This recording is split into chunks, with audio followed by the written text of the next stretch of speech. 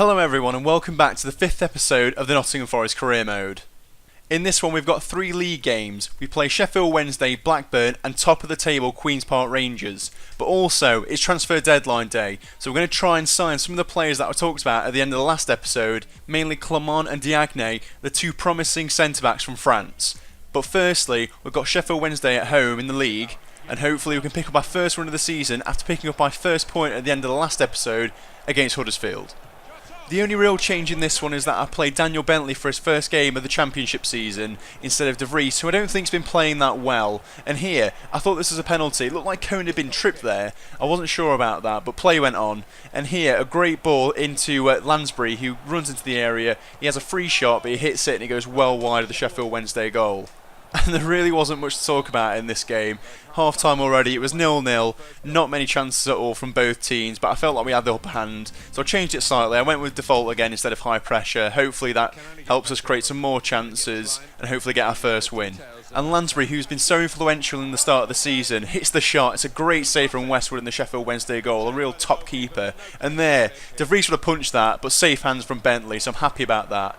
And this is a great chance for Oliveira. It's a fantastic save, one of the best chances of the entire match in the 79th minute, but then he comes off, and really there wasn't many chances from there. Cohen hits the shot, but it's easily saved from Westwood, and then again, trying to force the chances, but nothing really happening, and that's how the game ended, 0-0. I felt like we were pretty solid in that game. We didn't give away too many chances, but there you can see only 3 highlights, not much going on. They had 1 shot to my 6, so I was happy about that at least. And then some more training as I put Bentley on 2, trying to focus his training a bit more and try and get him up to a 70, but Assombalonga making good progress again on his ball control and agility. And then as we edge closer to the end of the transfer deadline, we see that I'm looking at the 2 players, Lenglet and Diagne. I feel like Lenglet is slightly better, so I decided to go in for an offer for him, trying to see how much they want and how much he's on. He's on a 3-year contract, so that's pretty long, but I ask about him as well and about Diagne just to see how much they want for them. And as you can see, edging towards the end of the deadline, 9 hours left. They want 2 million for Lenglet and 1.1 I think it was for Diagne. So I try and put in lower offers. I put 950 in for Lenglet, 700,000 for Diagne, and hopefully we'll come back with some offers. They accept Diagne, but they still want the 2 million for Lenglet. So I put it up to 1.15 million, and hopefully they'll accept that as we edge ever closer to the end. 7 hours left, and they come back saying that they accept the offer for Lenglet, who I think is slightly better. I prefer him to Diagne. He just seems like he has some higher stats, so he wants 7,000. I don't mind really giving him that. That feels right for the quality of player that he is, but I don't want to lie about his rotational role in the squad to start off with, because he's going to be on the training, so I don't want to say that I'm going to put him straight into the first team, but he accepts it, so I'm pretty happy about that. I don't want to sign both because I feel like one is enough for now, maybe get another in January. So he accepts the offer, I accept him.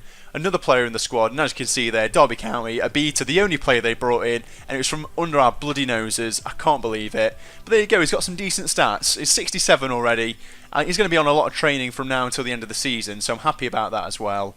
And that's the end of it. And we've got Burnley on the next match, and as you can see, we're still rooted to the bottom of the table, but 2 draws in the last 3 games, I think it is, or last 2 games actually. So I'm happy about that as well. We're making progress, and we play a really tough match next. It's Burnley away from home.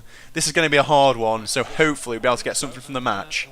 And we make a good start. We're on the attack already. Ward turns his man really well, hits the shot, and apparently it hits Keane there. I'm not sure about that. It didn't look like it did. But the ball in onto Robert Tesch's head. 1-0, a fantastic start away from home against recently relegated Burnley. I'm happy about that. But Luton hits the shot, just goes past the post, and Vokes here turns Matt Mills with a silly challenge because it goes straight into the arms of Bentley, and it's a penalty in the 27th minute. I don't think they deserved it, to be honest, but it's a silly challenge. I mean, it's not really going anywhere, and I just go straight into him. Bentley had the ball easily. But George Boyd, the man who couldn't take an eye test in Nottingham, hits the post, but it goes in, 1-1. There's nothing I can do about it now. Hopefully we can come back, though, and get another goal, and hopefully take a win away from home. And Ebesilio hits it, and it's a good save from Heaton. I thought it was a good strike. Ebesilio's been impressive since he come in, and I don't think we've lost yet. I think the 2 games we've both drawn them. But there you can see a great bit of defending from Hobbs, and it's cleared away. But then again, they turn inside. I don't know who this is, but it falls eventually to Vokes, I think, and it's a great save from Bentley. He's been playing really well. Had a solid game in the last one, and there Hennings. If he had a bit more accuracy on that, it probably would have gone in and we would have been 2-1 down. But half time that was 1-1, I was happy with it. We were pretty solid, to be honest, so I'll take it. And then at the start of the second half, a good ball in from Cohen and a great header from Mendes just past the post, but a brilliant chance to score, but we didn't take it. And then Vokes smashes it from 18 yards. This has happened in several games now. I think it's 3 games, the Ipswich one, and then the Huddersfield game and this one, where we've not been really under the cosh and we've conceded a goal. But look at that bit of play from Cohen. That was ridiculous, but it was a good block. It's unfortunate he really couldn't get a shot on target there, because that would have been fantastic. And then the ball in, it just falls into the middle of the area, but we can't do anything with it, unfortunately. But we continue to put the pressure on, but that's how it ends, unfortunately. 2-1. We didn't deserve to lose that one, I'm going to be honest with you.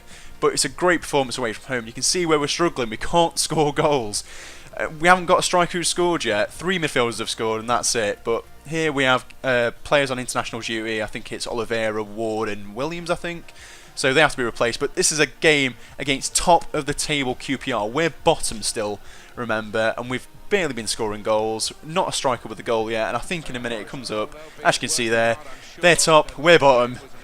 They've got a goal difference of 10, so they've been pretty good, but we're -6. And as you can see there, they've only allowed 3 goals in all season, and we've scored 3. So this surely should be a big win for QPR, I'd have thought. But I sound like a broken record. I've been saying all season so far that we've been creating chances but just not taking them. And here, Lansbury, some fantastic play, feeds it into Ebesilio, who's been brilliant in the last 3 matches, and he scores a goal. So we actually score against the best defence in the Championship, and Robert Green absolutely traumatised, as you can see.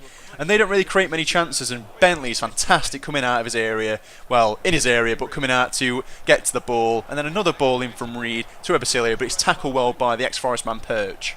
It was a good performance, and this ball into Assombalonga here, if it had just controlled that, I feel like we would have gone 2-0 up, because we've been playing really well. And Mendes here on the left-hand side is so tricky, and there he gets past his fullback, a really good run. He just has to take on the last man, I think it is, Onua, but it hits him and just goes past the post, and we nearly go 2-0 ahead.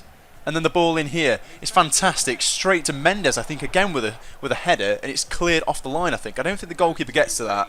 But here, a shocking tackle on Reed, absolutely awful tackle, and he gets a red card. I think it's Yun Suk Young, the midfielder, I think, for QPR. It's a bad tackle, but it's a deserved red card, and hopefully we can make the advantage count. And we nearly do straight away.